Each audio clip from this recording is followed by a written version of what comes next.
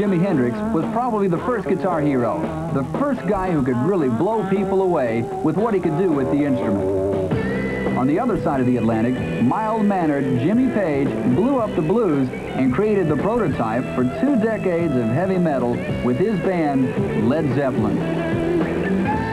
Many English guitar heroes followed, each with a distinctive and influential sound and attitude. Deep Purple's Ritchie Blackmore redefined guitar pyrotechnics. And in Birmingham, England, Tony Iommi energized Black Sabbath with his monster power chord. And today, every new guitar player may be influenced by Mr. Edward Van Halen. He's changed the guitar just like Hendrix did a long time ago, but he's taken it a lot further. He's created a style that a lot of people are influenced by. I'm inspired by it myself. But now, I feel I have my own style. It's that style that's made Steve Vai one of today's guitar heroes. The wild-eyed boy from Long Island plays alongside Eddie's former singer, David Lee Roth. Other modern-day heavy metal guitar heroes include George Lynch, Don Dokken's 6-string nemesis. Jakey Lee, the man who helped Ozzy become an ultimate sinner. Vivian Campbell, the Irishman who motorized Dio. And one of today's most critically acclaimed axemen, Sweden's Yngwie Malmsteen.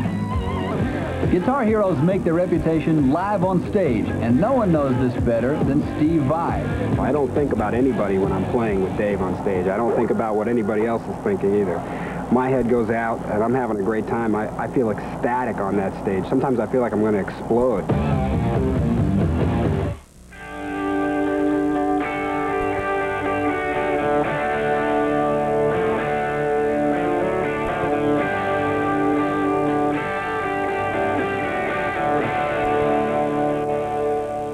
We've never been what you would call a hit record band. We never aimed for the big smash. It was a bonus to us if it was successful. But AC/DC have gotten those bonuses. Australia's heaviest exports have scored 2 #1 albums, and they continue to be one of the world's top live concert attractions.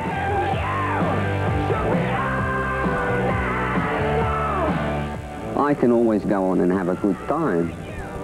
You know, I can joke, clown around, and in whatever mood. I'm lucky in that way. Put on the little suit and I can become, you know, a little devil for an hour and a half or so.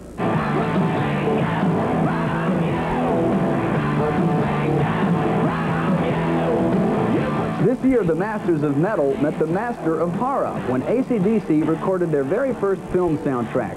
Old and new AC/DC cuts made up the score to Maximum Overdrive, a film that was written and directed by writer Stephen King.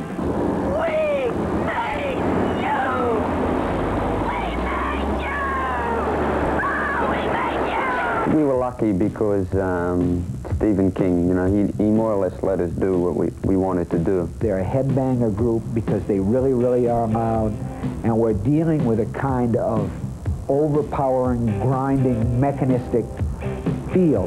When he first come to us, we told him that, you know, don't look for nothing nice. If you want it nice and loud, you know, and nasty, you've come to the right place, you know.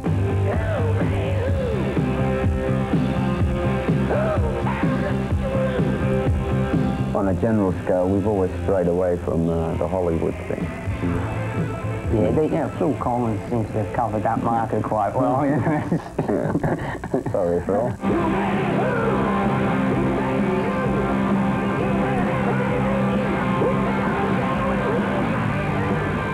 We don't like to think of ourselves as the same as the next band or the next guy. We've never copied anyone. To us, we're as an individual as, you know, your Rolling Stones or your Beatles or whatever.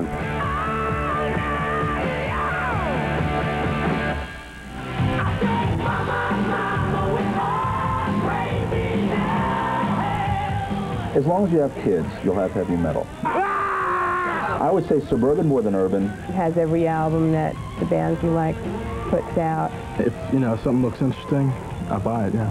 It could be today's Rebellion, today's James Dean. And how the society, you know, looks at it is wrong.